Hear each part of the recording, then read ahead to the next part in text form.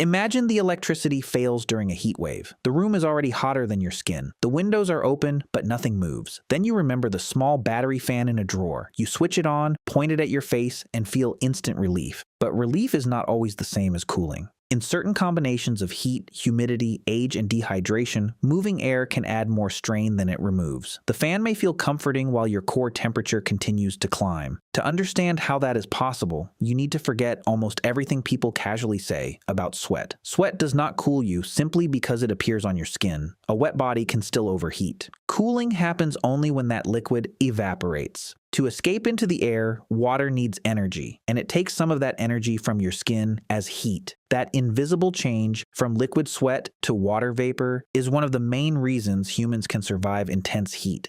Your body is always producing heat. Even while you sit still, your organs, muscles, and cells release roughly the energy of an old incandescent light bulb. Start walking, lifting, or working, and the amount rises sharply. During hard exercise, the body may generate several hundred watts. That heat has to leave. When the surrounding air is cooler than your skin, you can lose heat through radiation and convection. Air moving across you carries warmth away. But once the air becomes hotter than your skin, that direction reverses. The environment begins sending heat into you. At that point, evaporation becomes your last major defense, and humidity decides how well that defense works. Dry air has room for more water vapor, so sweat can disappear quickly.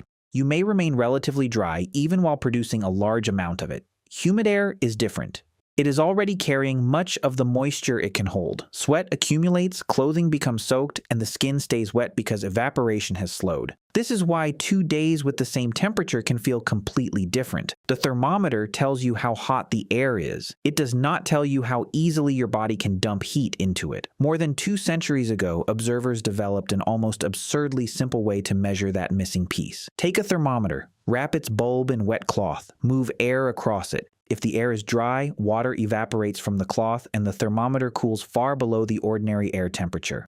If the air is humid, less water evaporates, so the reading stays higher.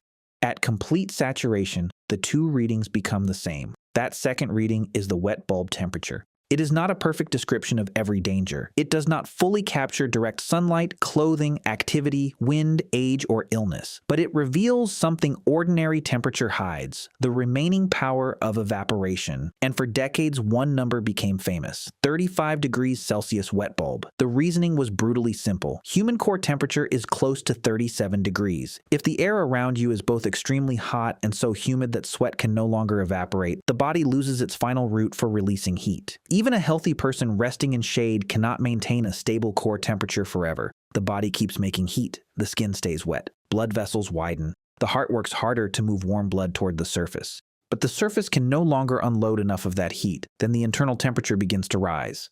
Thinking becomes slower, coordination fails, the heart and kidneys are placed under growing stress. Without rapid cooling, heat stroke can damage the brain and organs and become fatal. But here is what the famous 35-degree number leaves out. It was a theoretical ceiling, not a guarantee that everything below it is safe. Researchers later tested young, healthy adults doing light everyday activity under controlled conditions. In warm, humid environments, uncompensable heat stress appeared at an average wet bulb temperature of about 30.6 degrees, more than 4 degrees below the old theoretical limit. In hotter, drier conditions, the dangerous boundary changed again. There is no single magic number that protects everyone. An older person may struggle sooner. So may someone with heart or kidney disease, a child, a pregnant person, or anyone taking certain medications. A farm worker or construction worker produces far more internal heat than a person lying still in a laboratory. Direct sun, heavy clothing, poor ventilation, and dehydration push the limit lower. This is where the fan becomes complicated. A fan creates 2 effects at the same time. First, it speeds evaporation by replacing the damp layer of air sitting above your skin. That can be extremely useful. Second, it increases convection. If the air is cooler than your skin, convection removes heat. If the air is much hotter, convection delivers heat to you faster. Whichever effect is stronger determines whether the fan helps. That means the popular rule, fans become dangerous above 35 degrees, is too simple. Under some hot and humid conditions, moving air can still improve sweat evaporation and reduce strain, even when the air is warmer than the skin. Under very hot, dry conditions, however, the extra convective heat and accelerated water loss can make the situation worse.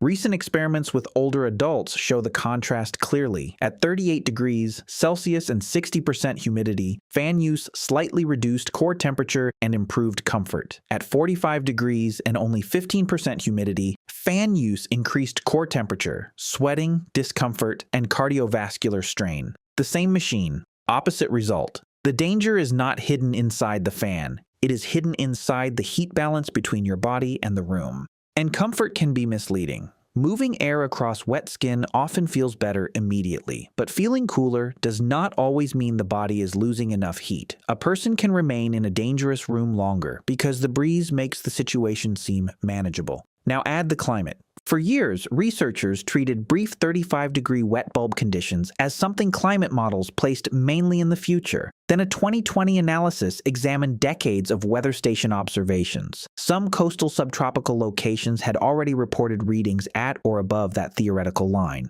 The most extreme events were small and short-lived, often measured in hours rather than days, but they were real. The study also found that episodes of extreme humid heat had more than doubled in frequency since 1979. The worst hotspots appeared around parts of the Persian Gulf and South Asia, especially near coastlines and river valleys, where fierce heat can meet abundant moisture. A brief spike does not make an entire city permanently uninhabitable, but it shows that the boundary is no longer only a thought experiment. And the people exposed first are rarely the people with the easiest escape. They are workers in fields, ports, kitchens, warehouses, and construction sites. They are older adults alone in apartments that store heat through the night. They are families who cannot afford air conditioning, or who lose it when electricity demand overwhelms the grid. Heat already kills far below the absolute limits. Europe's 2003 heatwave was associated with roughly 70,000 deaths, even though most victims were never exposed to a sustained 35-degree wet bulb temperature. That is the point most discussions miss.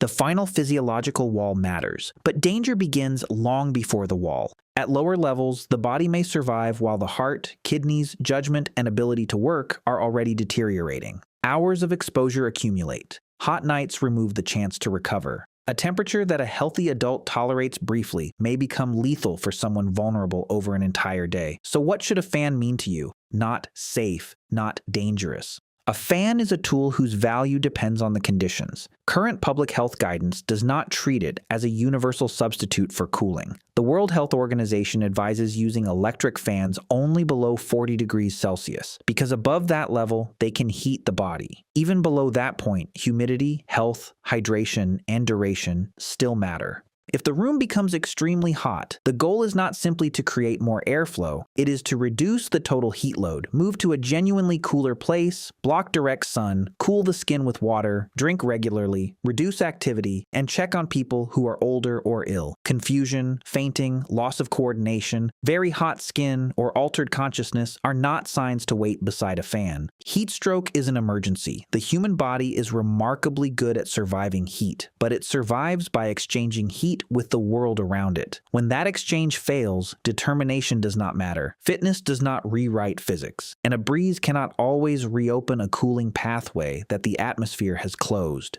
The next time a fan brings relief during a heat wave, remember what you are actually feeling. Moving air, not guaranteed safety. Most of the time, that moving air helps. But in the wrong room on the wrong day, it can become a convincing illusion, one that feels like rescue while the heat is still winning.